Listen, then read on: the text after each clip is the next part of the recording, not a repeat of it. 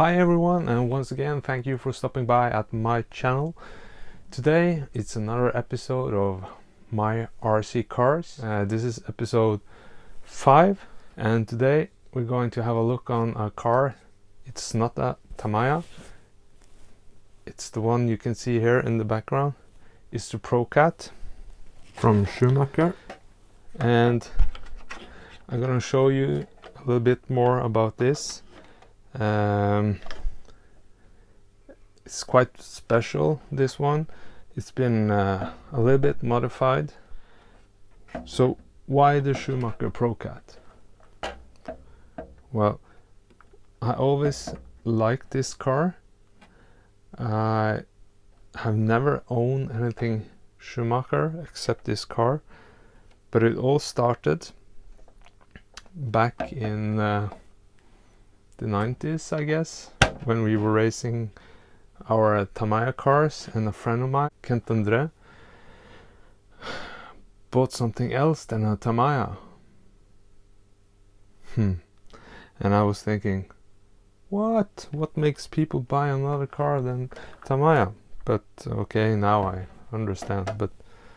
And that car is actually this one. This is the car my friend had.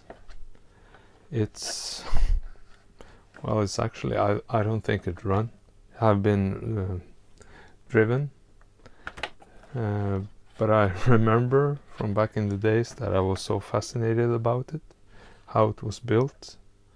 I should mention that my friend also had another car, so he who is actually run or raced with. So, but this car we're gonna have a closer look on at a later stage. So we're gonna focus on this one. Another reason why I got this car was to run in the Nordic Vintage Challenge, because at that time I only had shell queens of my Tamiyas, and I really didn't want to use them. I just wanted to have them on the shelf and look good. So then this car popped up in my mind, and I think it will have done really good on the track. Well, maybe not with me driving it, but I like to think so. Yeah, but I guess I'll never know unless I maybe enter a race later. So let's bring the camera closer and take a look. So the Schumacher Procat. Actually, when I bought this car 10 years ago, more or less probably, I remember somebody told me that, or asked me, ain't that a boss cat? And to be honest, it could be. And I think it's because of these upper arms, it was said. They're special. So if you have a look on the Procat, they're supposed to be like that. And these ones are adjustable. So it might have been a boss cat, but now it's Procat, at least in my eyes. So what has been done with this car? So the first thing you notice, it's not been painted right. So I actually put that off because it was such a complicated paint theme. So, but I guess I should just get it done. So I'll probably do that when the spring comes. Okay. As you can see on the picture, this is how the car looked like when I got it. At least it had some paint on it, but it was a bit worn. I have a build thread for this car on my webpage. I will put a link to that in the description below, so you can have a look in more details of what I've done with this car. But let's have a look here. Okay, I'll be the first one to admit that this is not standard, but I actually noticed now when I took the car off the shelf that the rubber band, the original one, has been worn or was missing. So I just put this one here, so I have to order some new rubber bands for it. So let's just have a quick look on the outside, how it looks. I think it looks pretty good, to be honest. Before we take the body off, as you can see, this is a reproduction body from Team Blue Groove. I also have reproduction decals from MCI, so I'm gonna use when I finish painting this one. So let's get the body off and have a look on the inside. As you can see, this one is fully carbonized. I guess that's the wrong word, but it got the carbon fiber parts where it could have it, well, almost, but we'll talk about that later. So all these carbon fiber parts I have made myself, cutting and using the grinder or something like that to make it look good. I used actually 3mm carbon fiber, and that turns out to be a little bit too thick, so I actually have had to make what do you call it, a track or something here in the carbon fiber, so the belt didn't touch it. So it should be pretty stiff, this one. So the same with the bottom bone, it's also 3mm. I'll just remove this.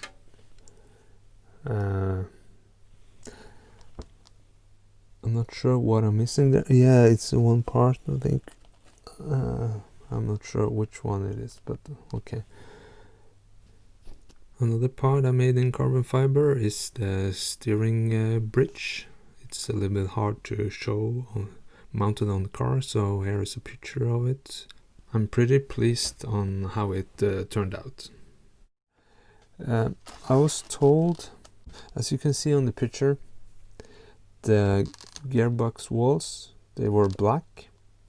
I was told by a guy that commented on my webpage that I did a big mistake taking the color off the black ones and polished it, the aluminium, because he said the black gearbox walls was some kind of special edition, or they were rare. So yeah, but anyway, I got them. If that's the case, I could just paint them black again, but I think they look nice in polished aluminum. Yeah, and talking about the side walls of the gearbox, I am thinking those also could be made in carbon fiber, so I might just do that in the future, but we'll see. And you Tamiya fans, you probably recognize this wing mount. I think I took it from the egress because I didn't have the other one, and at that point when I did the restoration for this car and modifications, I didn't manage to get hold on the original Procat ones, so I just made it like this. And as you can see, I made them both the rear upper arm mount and the the temper mount also in carbon fiber. And you clearly can see that it's handmade, because it's not 100% straight in the edges. You can see that the edges are a little bit uneven or something like that. I'm not sure. Of special parts for this car, we have these ones. Oh, and right now I can't remember which brand they are from, but let's just have a quick look on my webpage and see if we can see what brand they are. I think I wrote it there. Yeah, they are from MMS. Same with these ones. They are all also hop-ups for this car. They are in aluminium. So yeah, I actually had these ones in Wasp edition, but the guy I bought them from had these MMS ones, and asked if I would swap to get a matching pair, so he also would get a matching pair. So this car never saw the track as it was intended to do. I actually built it with the intention to run in the Nordic Vintage Challenge, but it never happened because I put too much work in it, and it looks too good to be broken. So yeah, so here it is. I actually got the Checkpoint 19 turned motor, as the 19 turn was the limit at that time. And I bought this Team Orion matching pack battery that I was supposed to use during the race. Yeah, so there you had a look on my Schumacher Procat. One of the cars, I think it's gonna stay in my collection for a very, very, very long time, because I like it very much. And of course, my friend's car is gonna stay here forever. Thanks for watching. It would be highly appreciated if you subscribe to my channel and make me motivated to do even more videos of my cars. And while you're at it, hit the notification bell to get a notification on my next video. If you like this video, you should check out my other My RC Cars videos on the end screen. Okay, so I'll see you in the next one. Bye.